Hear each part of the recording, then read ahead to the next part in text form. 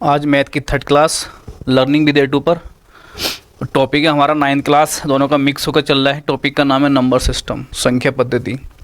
2 class already हो चुकी हैं, ठीक है, और बांट भी चुके हैं कि नंबर हमारे पास कैसे कैसे होते हैं।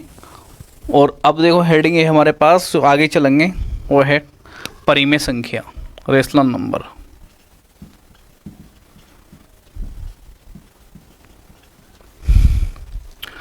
तो बोलते हैं परिमेय संख्या।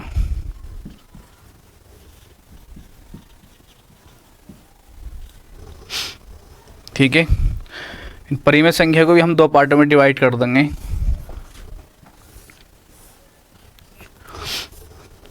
एक होता है हमारे पास इंटीजर, कुछ इंटीजर होंगे मतलब पूर्णांक, और एक होंगे हमारे पास डेसिमल यानी दशमलव संख्याएं।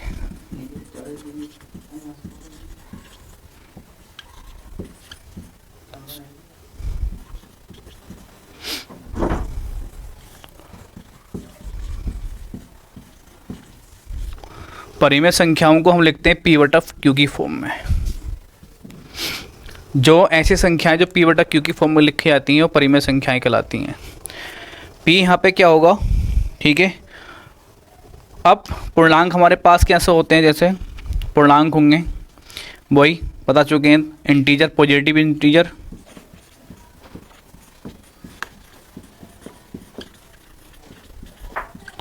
सही है। एक हो गया हमारे पास कौन से इंटीजर, पॉजिटिव इंटीजर, जिन्हें हम लिखते हैं कैसे, 1 2 यानी प्लस का लगा के, प्लस का 3, प्लस का 4, प्लस का 5 एंड सोन कहाँ तक, प्लस का इन्फिनेटिव तक, ये आ गए। और एक होते हैं हमारे पास नंबर 2 पे, ये होते हैं हमारे पास नेगेटिव इंटीजर।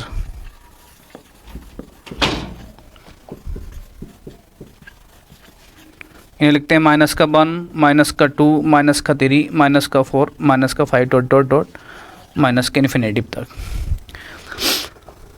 अब हमारे पास ये पॉजिटिव इंटीजर हो गए।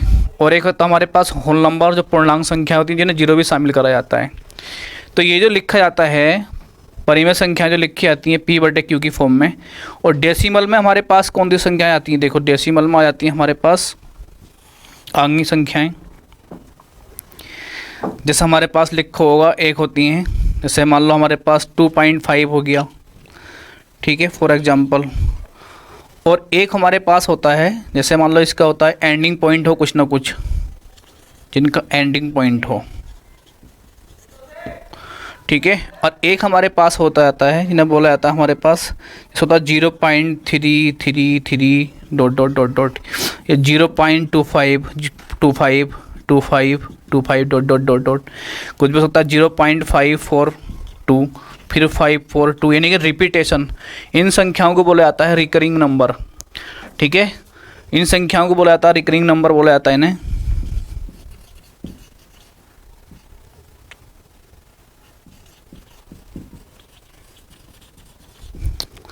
ये जो संख्याएं होती हैं रिकरिंग नंबर हो जाता है। इन्हें अलग से पढ़ाया जाएगा आपको, कैसे कैसे हमारे पास ये काम करती हैं, कैसे कैसे इस पॉइंट को हटाते हैं। अगर इसको ऐसे भी लिखा था शॉर्ट में, जैसे मान लो 3 का रिपीटेशन हो रहा है 0.333, जैसे ये है, तो इसे शॉर्ट में लिखा जाएगा ऐसा 0.3 पे बार। यह कितने नंबर का रिपीटेशन हो रहा है, 0.25 का, तो यह लिखा जाएगा 0.25 पे बार, ठीक है नहीं। और एक लिखेगा हमारे पास 0.542 है, तो 0.542 पे बार, अलग को लिख रहा हूँ यहाँ पे, इसके साथ में लिख रहा हूँ यहाँ पे 0. शॉर्ट में लिखेगा इसको 0.542 पे पूरे पे बार। जितनी संख्याओं का रिपीटेशन होगा उस पर उतनी में बार लगा देते हैं। ये जो आपका है रिकरिंग नंबर जो है आपके, ये इन्हें बोला जाता है सबको रिकरिंग नंबर। ये एक अलग से टॉपिक होगा, ये अलग से पढ़ाया जाएगा आपको कैसे काम करते हैं। जब हमारे पास अगर 1 बार लगा हुआ है तो उसे क्या लिख सकते हैं, जब 2 बार लगे हुए हैं तो उन्हें क्या लिख सकते हैं, ठीक है। ये से लिखेंगे, इसको लिखेंगे हम शॉर्ट में, ठीक है, 3 ऐसे करके लिख देंगे 9, जो भी हो, ठीक। इसे लिख देंगे 2.5 करके /99, इस पर 19 ऐसा करके, तो ऐसे लिखेंगे इनको। 99 कैसा आया है, 19 कैसा आया, अगर यहाँ देखो इसको हटाएंगे तो यहाँ लिखेंगे इसको 542 999। इन्हें जितनी संख्याओं के ऊपर बार लगा हुआ होता है उसके नीचे इतने ही 9 लिख देते हैं। जितनी संख्याओं के ऊपर बार लगा हुआ होता है उसके नीचे इतने ही 9 हम लिख देते हैं। इसको बोला जाता है रिकरिंग नंबर बोला जाता है। इनको एक और वर्ड बोला जाता है इंग्लिश में टर्मिनेटिंग नंबर बोला जाता है, या तो रिकरिंग नंबर या टर्मिनेटिंग नंबर।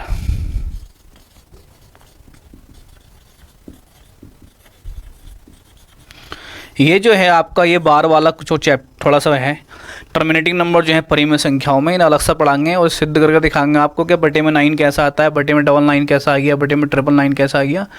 ठीक है, ये अलग से टॉपिक होगा। अब जो है ये जो हमारे पास परिमेय संख्याएं हैं, ये परिमेय संख्याएं लिखी जाती हैं किसकी फॉर्म में, P बटा Q की फॉर्म में। ऊपर वाला हमारे पास नीचे वाला 0 नहीं हो सकता, ठीक है, और ऊपर वाला हमारे पास कुछ भी हो सकता है, 0 भी हो सकता है, कुछ भी हो सकता है, ये 0 नहीं हो सकता मतलब। तो इसका मतलब 0 तो हमारे पास प्राकृतिक संख्याओं में होता नहीं है। तो नीचे हमारे पास क्या होगा, जब प्राकृतिक संख्याएं में 0 निकल जाएगा, क्योंकि तो सारी की सारी क्या आ जाएंगे नीचे प्राकृतिक संख्याएं, यानी ये जो होगा ना Q जो होगा हमारे पास नेचुरल नंबर होगा। ठीक, और ये कुछ भी हो सकता है, मतलब 0 भी हो सकता है। अब ये भी क्या 1 2 3 4 5 6 कुछ भी हो सकते हैं ये। तो 0 कब आता है, जब पूर्णांक संख्या हो, यानी कि होल नंबर हो। अगर आपसे कोई पूछ ले, क्वेश्चन बन सकता है ऐसे कि एक परिमेय संख्या है और एक परिमेय संख्या को हम P बटे Q की फॉर्म में लिख सकते हैं। Q हमारे पास क्या होगा, Q हमारे पास 0 नहीं हो सकता।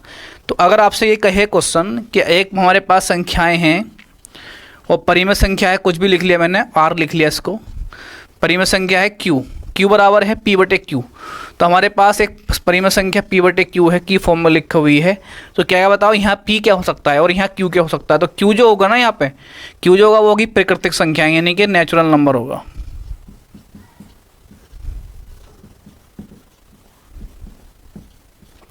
और ये जो होगा P जो होगा हमारे पास पूर्णांक संख्याएं होंगी,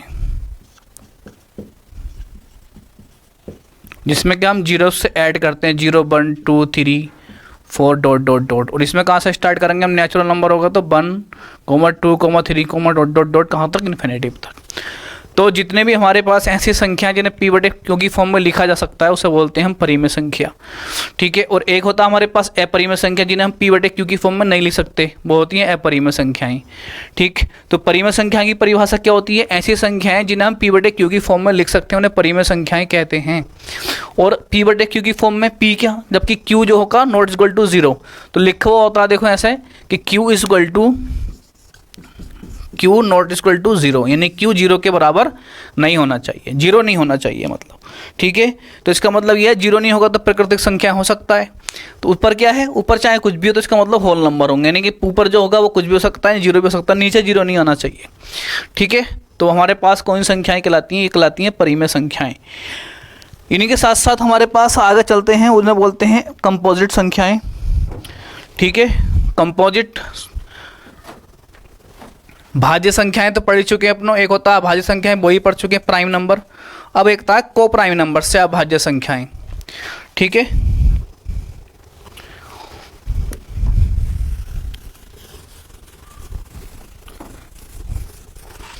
तो ये संख्याओं के पार्ट हैं, बांट रहे हैं हम संख्याओं को। टर्मिनेटिंग जो नंबर है ये इसको अलग से पढ़ना पड़ेगा अपनों को कि टर्मिनेटिंग नंबर किन्हें कहते हैं, जिनके ऊपर बार लगा हुआ होता है वो टर्मिनेटिंग नंबर होते हैं, वो भी परिमेय संख्याओं के अंदर में आते हैं। ठीक है, नहीं अपरिमेय संख्याएं, बे संख्याएं जिन्हें हम P बटे Q की फॉर्म में नहीं लिख सकते वो अपरिमेय संख्याएं कहलाती हैं। ठीक है, तो उनकी परिभाषा बड़ी सिंपल है परिमेय संख्याओं की। अब अगला हेडिंग है आपके पास को प्राइम संख्याएं। एक को प्राइम से पहले भी एक संख्याएं होती है हमारे पास जिन्हें बोला जाता है रिलेटिव को प्राइम, यानी कि सापेक्ष अभाज्य संख्याएं। सापेक्षिक बोला जाता है इनको, सापेक्ष अभाज्य संख्याएं। ये 9th-10th वालों की थोड़ा नया टॉपिक होगा। ठीक है, इन्हें बोलता है रिलेटिव को प्राइम नंबर। ठीक, इन्हें बोला जाता है रिलेटिव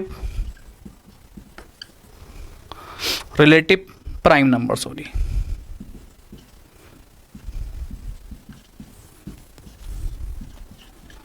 ये एक नया टॉपिक है थोड़ा सा आपके लिए, क्योंकि ये है हमारे पास सापेक्ष अभाज्य संख्याएं, रिलेटिव प्राइम नंबर क्या होते हैं। ठीक है, ऐसी संख्याएं जिनका HCF, ठीक है, ऐसी संख्याएं जिनका HCF जो हमारे पास होता है महत्तम समवर्ती से बोला जाता है हिंदी में, ठीक, ऐसी संख्याएं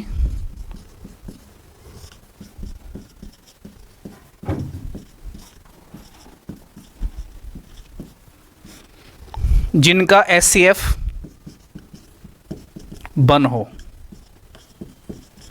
मतलब ऐसी संख्याएं जिनका HCF वन हो, उन्हें कौन सी संख्याएं कहते हैं? सापेक्ष अभाज्य संख्याएं कहते हैं। सापेक्ष अभाज्य संख्याएं कहते हैं। पर इसमें एक शर्त है, ठीक है, जितनी भी अभाज्य संख्याएं होती हैं वो हमारे पास उसमें सबका HCF वन ही होता है, लेकिन ये है सापेक्ष अभाज्य संख्याएं, मतलब ऐसी संख्याएं जिनका HCF वन हो उन्हें अभाज्य संख्याएं कहते हैं। कौन सी अभाज्य संख्याएं कहते हैं? सापेक्ष अभाज्य संख्याएं, उन्हें सापेक्ष अभाज्य संख्याएं कहते हैं। सापेक्ष अभाज्य संख्याएं कहलाती हैं ऐसी संख्याएं जिनका HCF वन हो, लेकिन ये होंगे क्या? सारी HCF जितने हमारे पास अभाज्य संख्याएं सबका HCF वन ही आएगा। वन, 2, 3, 4, 5, 6 कोई सी भी संख्याएं ले लो, उनका HCF वन ही आएगा। जिसमें कुछ भी कॉमन ना आता हो उन संख्याओं को अभाज्य संख्याएं कहते हैं, वन से अलावा। तो देखो इनमें एक शर्त है, ऐसा परिभाषा तो है, ये एग्जैक्ट परिभाषा नहीं है, इसमें एक शर्त है। अब सापेक्ष अभाज्य संख्या ऐसी संख्याएं होती हैं जिनका मतलब HCF वन हो, लेकिन वो संख्याएं कुछ भी हो सकती हैं। वो संख्याएं हमारी कुछ भी हो सकती हैं, सम भी हो सकती हैं और विषम भी हो सकती हैं, ठीक है। ये संख्याएं कुछ भी हो सकती हैं, ये संख्याएं कुछ भी हो सकती हैं। फॉर एग्जाम्पल कौन सी? मतलब सम तथा विषम दोनों। सही है। कैसे?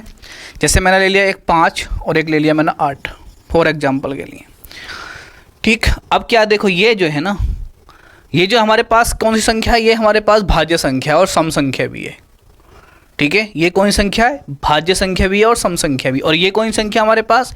ये अभाज्य संख्या है। लेकिन इन दोनों का HCF, इन दोनों में कॉमन क्या आ रहा है? देखो कॉमन कुछ नहीं आ रहा ना, इनका HCF कितना? देखो वन, क्योंकि जो वन कॉमन आ रहा है सिर्फ इसमें। ऐसी संख्या जिनका HCF कैसा हो? वन हो। अब क्या है देखो, अगर मैंने मान लो एक ले लिया 3, ठीक, और एक ले लिया मैंने हमारे पास कैसा मानो 3 और एक ले लिया मैंने मानो 16, तो ये क्या हो गया हमारे पास? देखो ये हमारे पास विषम है यानी अभाज्य है, और ये मेरे पास कौन सी भाज्य संख्या नहीं, सम है, ठीक। अब इन दोनों का HCF सिर्फ वन ही है, इन दोनों में कुछ भी कॉमन नहीं आ सकता वन से अलावा। इन दोनों में कुछ भी कॉमन नहीं आ सकता वन से अलावा। अगर 3 का और 16 का अगर आप HCF निकालोगे तो इनका जो HCF आएगा वो वन ही आएगा।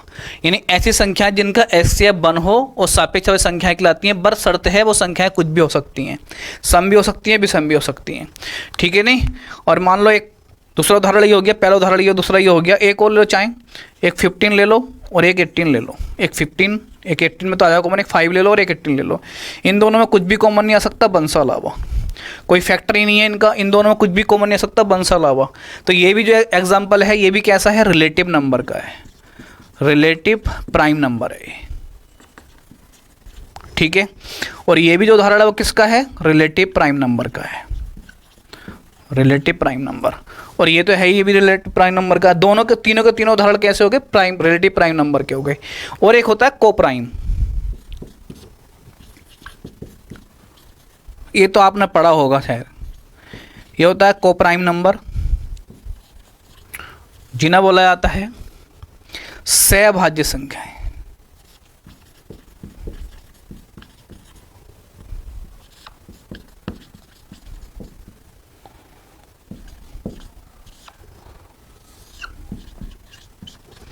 इसकी परिभाषा ये है कि हमारे पास ऐसी संख्याएं जिनका HCF वन हो लेकिन वो सहभाज्य ही होनी चाहिए, ठीक है। ऐसी संख्याएं जिनका HCF वन हो लेकिन वो सहभाज्य ही होनी चाहिए, ठीक है। तो ऐसी संख्याएं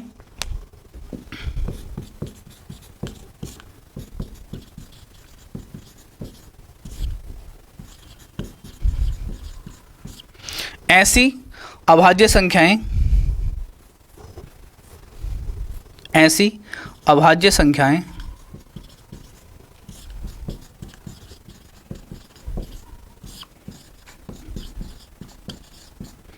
जिनका एचसीएफ 1 हो, मतलब ऐसी अभाज्य संख्याएं जिनका एचसीएफ 1 हो उन्हें अभाज्य कोप्राइम नंबर कहते हैं, मतलब जिनमें कुछ भी कॉमन ना आता हो। ठीक है, अभाज्य होनी चाहिए। तो जैसा हमारे पास क्या हो गया, एक हो गया 3, एक हो गया 5, क्या है इन दोनों में कॉमन, 1 ही कॉमन आगा। ठीक है, एक हो गया 7, एक हो गया 5, इन दोनों में क्या कॉमन आगा, 1 ही कॉमन आगा, और दोनों की दोनों कैसी हैं, अभाज्य संख्याएं। ठीक, जिनका मतलब फैक्टर ना हो कुछ भी, तो ऐसी संख्याओं को हम कौन सी संख्याएं कहते हैं, सहअभाज्य संख्याएं कहते हैं, नहीं कोप्राइम नंबर कहते हैं। ठीक है, एक हो गया 7, एक हो गया 11, इन दोनों में क्या कॉमन आया, 1। तो ऐसी संख्याएं जिनमें हमारे पास कुछ भी कॉमन ना आता हो 1 से अलावा, और वो भी अभाज्य होनी चाहिए, तो उन्हें कहते हैं कोप्राइम नंबर, ये सहअभाज्य संख्याएं। दोनों इंपॉर्टेंट हैं, लेकिन ये आपके लिए थोड़ा नया टर्म होगा। ये हमारे पास अभाज्य संख्याएं हैं। ऐसी अभाज्य संख्याएं रिलेटिव अभाज्य संख्या, मतलब एक दूसरे के सापेक्ष में कुछ ना कुछ, मतलब कोई एक दूसरे के सापेक्ष में कैसी संख्याएं होनी चाहिए, अभाज्य। ये इसके सापेक्ष में अभाज्य है, ये इसके सापेक्ष में अभाज्य है, क्योंकि इसके टेबल में ये नहीं आएगा, इसके टेबल में ये कहीं नहीं आएगा। इन दोनों में ऐसी कोई वर्ड कॉमन नहीं आ सकता, ऐसा कोई नंबर कॉमन नहीं आ सकता, तो दोनों को डिवाइड कर दें 1 से अलावा, यानी एचसीएफ जो होगा इनका वो 1 ही होगा। ठीक है, तो ऐसी संख्याएं हम कौन सी संख्याएं कहलाते हैं, सापेक्ष अभाज्य संख्याएं, और ये होती हैं कोप्राइम नंबर। ऐसी संख्याएं जिनका एचसीएफ 1 हो उन्हें कोप्राइम नंबर कहते हैं, यानी सहअभाज्य संख्याएं कहलाती हैं। ठीक है, ये दोनों के हमारे पास हो गए उदाहरण चाहे अपनी तरफ से और कितने भी लिख लो, आपकी मर्जी है, इंपॉर्टेंट है। ठीक है, पॉज करके नोट कर लियो दोनों के दोनों।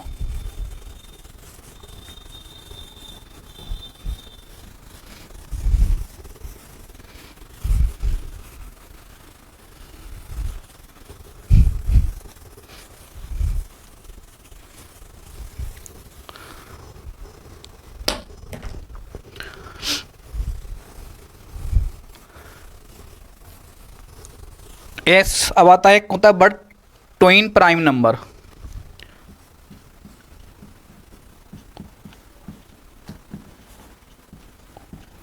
ट्विन प्राइम नंबर क्या होते हैं, ऐसी अभाज्य संख्याएं जो लगातार हो। ठीक है, कंटिन्यू हो बिल्कुल, जिनमें मतलब 2 का डिफरेंस आ जाए। ठीक है, ऐसी अभाज्य संख्याएं जो बिल्कुल कंटिन्यू हो, एक के बाद एक हो, जैसे कि मतलब उदाहरण है ऐसी संख्याएं। ठीक है, ऐसी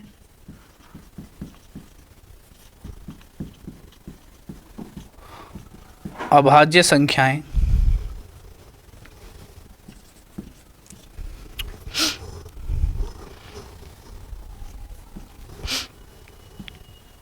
जिनका संख्याएं जो लगातार हों, सीक्वेंस हों, जैसे कि मान लो एक हो गई हमारे पास 3, एक हो गई 5, देखो कितने का डिफरेंस है, 2 का, ये हो गई। फिर हो गई देखो 5 और एक हो गई 7, ये हो गई डिफरेंस। ठीक है, अब क्या है, एक हो गई 7 और 9 तो ले नहीं सकते, क्योंकि 7 कौन सी संख्या हो गई, विषम, और ये क्या होता है, ये नेचुरल नंबर हो नहीं सकती, तो काट दो। लेकिन एक हो गई 11, एक हो गई 13, ट्विन प्राइम। एक हो गई हमारे पास 17, एक हो गई 19, ट्विन प्राइम। ठीक, एक हो गई हमारे पास 19 और नहीं हो सकती, 37 नहीं हो सकती, 37 ले लेंगे, 37 लेंगे, और हमारे पास क्या 41 और ये हो जाएगी 43। ठीक, एक हो जाएगी 59 और एक हो जाएगी हमारे पास 61। ठीक, पूछा भी जाता है कि 1 से लेके 100 तक कितने ट्वाइन प्राइम नंबर हैं, 1 से लेके और भी आते रहेंगे ऐसे ही, 1 to 100 ट्विन प्राइम नंबर कितनी होती हैं, 8 होती हैं।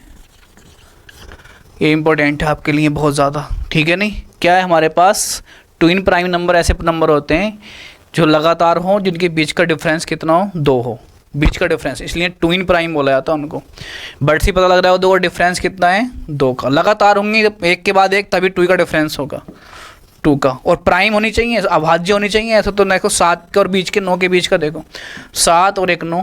ठीक, अरे देखा जाएगा तो हमारे पास एचसीएफ तो फिर भी बनी है, लेकिन क्या है, लगातार भी हैं, लेकिन ये अभाज्य नहीं है। दोनों की दोनों अभाज्य होनी चाहिए, ठीक है। ऐसी संख्या जिनका एचसीएफ कितना हो, 1 हो, ऐसी संख्या जिनका एचसीएफ कितना हो, 1 हो, ठीक है। और दोनों की दोनों कैसी हो, अभाज्य संख्याएं हो, और दोनों के बीच का डिफरेंस कितना हो, 2 हो। तो ऐसी संख्याओं को हम कहते हैं ट्विन प्राइम नंबर, यानी कि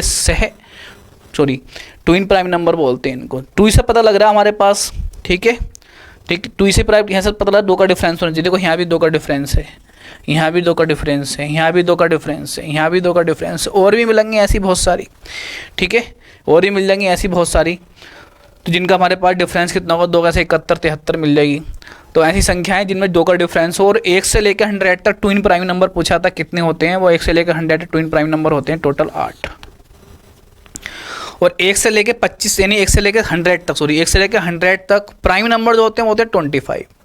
1 से लेकर 100 तक तो प्राइम नंबर होते हैं, अभाज्य संख्याएं ओनली, वो होते हैं 25। और 1 से लेकर 1 से लेकर 100 तक ट्विन प्राइम नंबर जो होते हैं वो होते हैं 8 नंबर, 8 होती हैं सिर्फ। ऐसे गिनोगे, ऐसे देखो 1 2, एक तो जोड़ा ये हो गया, दूसरा ये हो गया, 3 4 5 6, ऐसी और जोड़ोगे तो 8 मिलेंगे आपको सिर्फ, उससे ज़्यादा मिल ही नहीं सकते।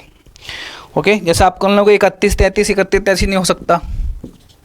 31 तो चलो है प्राइम नंबर, अभाज्य संख्या है, लेकिन 33 नहीं है। 33 11 से भी डिवाइड होगा, 3 से भी डिवाइड होगा, और खुद से भी डिवाइड होगा, डिवाइड होगा। तो इसलिए ये नहीं बना सकते, क्योंकि ये अभाज्य तो अभाज्य है, लेकिन ये अभाज्य नहीं है। आप 37 को 39 को लोगे तो ये तो है, ये तो अभाज्य है, क्योंकि ये किसी का फैक्टर नहीं बना सकती अपने से अलावा, खुद बन से अलावा। लेकिन 39 तो आता है, ये 3 से भी डिवाइड होगा, ये 13 से भी डिवाइड होगा, ये खुद से भी डिवाइड होगा, ये 1 से भी डिवाइड होगा। तो इसलिए ये नहीं लिख सकते, क्योंकि दोनों की दोनों अभाज्य संख्याएं होनी चाहिए और दोनों के बीच में डिफरेंस 2 का होना चाहिए। उन्हें बोला जाता है ऐसी संख्याएं जिनमें बीच का डिफरेंस 2 हो और दोनों की दोनों संख्याएं कैसी हो, अभाज्य हों, उन्हें बोला जाता है ट्विन प्राइम नंबर, ठीक है। अब देखो एक और आता है नंबर सारे के सारे का आपको नॉलेज होना चाहिए, कौन से नंबर कौन से होते हैं। एक नंबर होता है इम्पोर्टेंट है, परफेक्ट नंबर, इसे बोला जाता है पूर्ण संख्या। ये भी अच्छा है, ठीक है, क्योंकि 9 10 के लिए बहुत इंपॉर्टेंट बात है ये ट्विन प्राइम। और ये देखो परफेक्ट नंबर। पूर्ण संख्या कौन सी संख्या होती है, ऐसी संख्या जो जिसका फैक्टर करो और फैक्टर करने के बाद उसका सम करो तो वो खुद आ जानी चाहिए।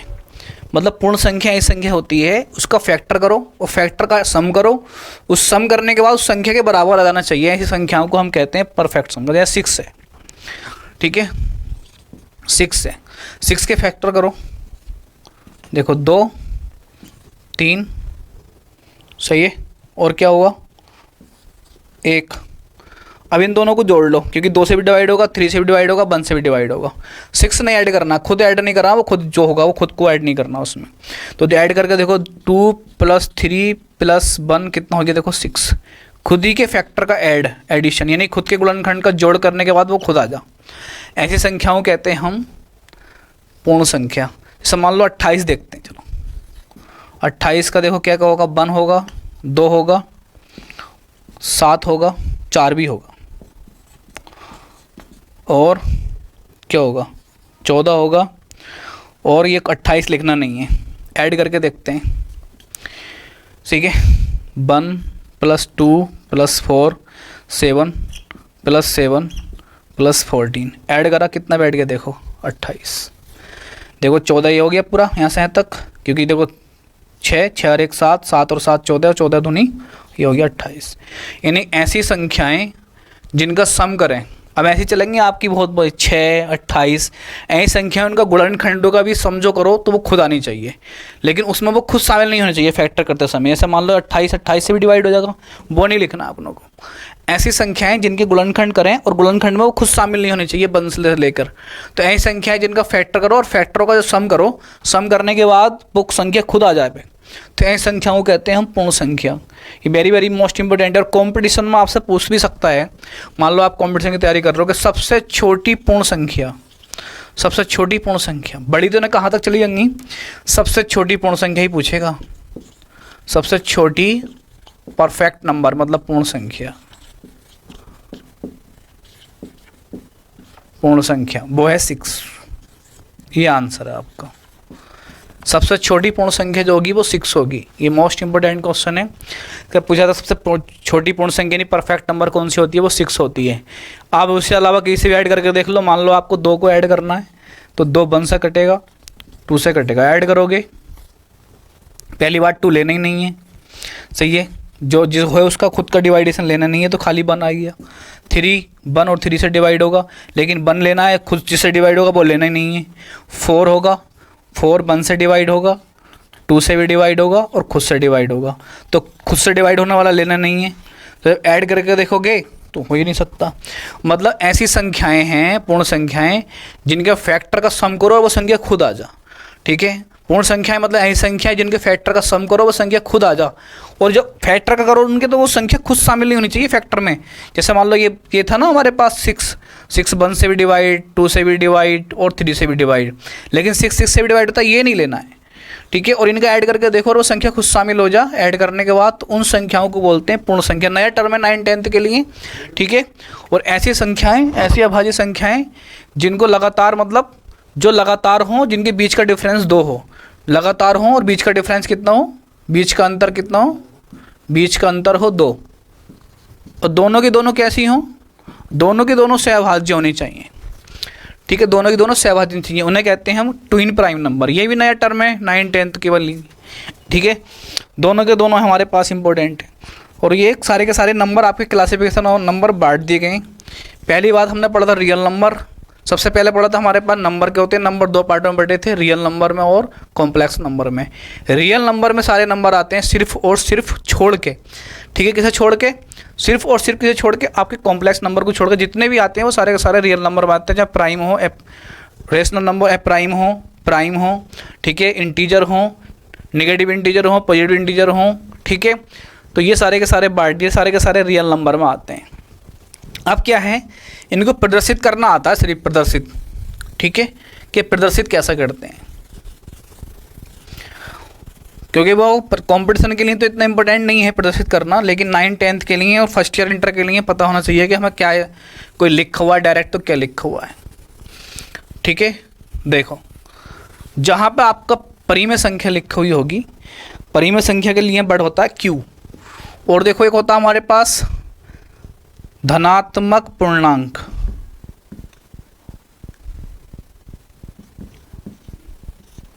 धनात्मक पूर्णांक, धनात्मक पूर्णांक क्या होते हैं, प्लस का 1, कोमा प्लस का 2, कोमा प्लस का 3, कोमा प्लस का 4, डॉट डॉट डॉट प्लस का इन्फिनेटिव।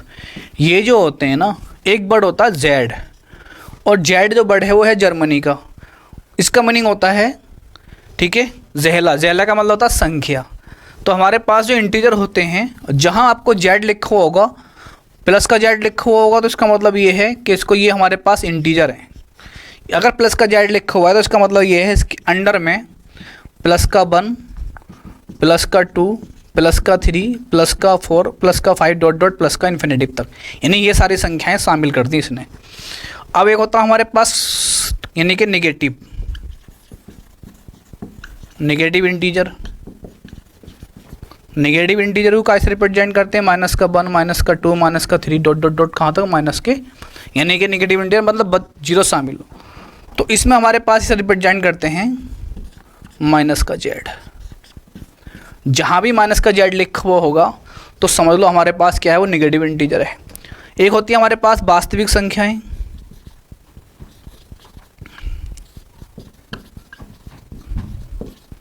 वास्तविक संख्याएं को कैसे रिप्रेजेंट करते हैं, हम रिप्रेजेंट करते हैं आर से।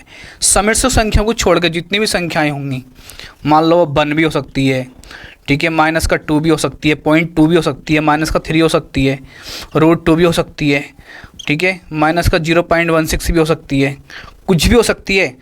दो कहाँ कुछ भी संख्याएं ले लो जो मर्जी चाहें, माइनस में प्लस में कुछ भी, लेकिन समिश्र संख्याएं शामिल नहीं हो जिसमें आयोटा शामिल हो। जैसे मान लो 4 प्लस का 3 आई, ये नहीं होनी चाहिए। यानी कि जितनी भी संख्या होंगी हमारे पास, जहाँ भी आर लिखा हुआ होगा वो रियल नंबर होगा। और परिमेय संख्या को रिप्रेजेंट कैसा करते हैं, परिमेय संख्या को, परिमेय नंबर यानी परिमेय संख्या को कैसे रिप्रेजेंट करते हैं, क्यू से। जहाँ भी आपका क्यू लिखा हुआ होगा समझ लो परिमेय संख्या को रिप्रेजेंट करता है। जो भी परिमेय संख्या होंगी वो क्यू से रिप्रेजेंट होंगी। और वास्तविक संख्याएं वो होंगी आर से रिप्रेजेंट। पॉजिटिव इंटीजर हमारे पास कैसे रिप्रेजेंट होगा, प्लस से, और नेगेटिव इंटीजर कैसे प्लस होगा, माइनस से। ये कभी कभी इसमें शॉर्ट में लिखा होगा, लेकिन शॉर्ट से मतलब समझिए कि ऐसे कैसे हमारे पास हमें पता लगा दिए आर लिखा हुआ तो क्या है, क्यू लिखा हुआ तो क्या, जेड है प्लस का तो क्या, माइनस का जेड है तो क्या है। ठीक है, तो ये सारी की सारी हमारा नंबर सिस्टम हो गया पूरा। अब जो क्लास पड़ेगी वो 9th क्लास की अलग पड़ेगी और 10th की अलग पड़ेगी, क्योंकि दोनों का कॉमन है, दोनों में क्लासिफिकेशन हो गया कैसे कैसे नंबर होते हैं, रियल नंबर कौन से होते हैं, फिर रियल नंबर को क्या पार्टों में बांटा गया है, वास्तविक संख्याओं को क्या भागों में बांटा गया है, परिमेय संख्याएं कौन सी होती हैं, परिमेय संख्याएं कौन सी होती हैं। ठीक है, धनात्मक हमारे पास कौन से होते हैं, पूर्णांक ऋणात्मक कौन से होते हैं, और एक होता है ट्विन प्राइम कौन से नंबर होते हैं, और एक होता है हमारे पास को प्राइम कौन से होते हैं, प्राइम कौन से होते हैं, कंपोजिट कौन से होते हैं, ऑड इवन कौन से होते हैं, सारे नंबर बांट दिए गए हैं। ठीक है, 3 ये 4 क्लास हो गई हैं ये। अब जो क्लास होगी वो अलग अलग होगी, और जो एक्सरसाइज दे रखी हैं आपकी अलग अलग एक्सरसाइज के अकॉर्डिंग चलेंगे। ठीक है, तो एक 2 बार इनको क्लासों को देख लियो सही से, क्लासिफिकेशन में पता होना चाहिए नंबर कौन से हैं, ये इनकी रिप्रेजेंटेशन है कि कैसे किसको किससे प्रदर्शित करते हैं, किससे रिप्रेजेंट करते हैं, जेड कब आएगा, प्लस का जेड कब, माइनस का जेड कब, क्यू कब आएगा, आर कब आएगा। ओके, मिलते हैं फिर आपसे कल की क्लास में, पढ़ते रहो।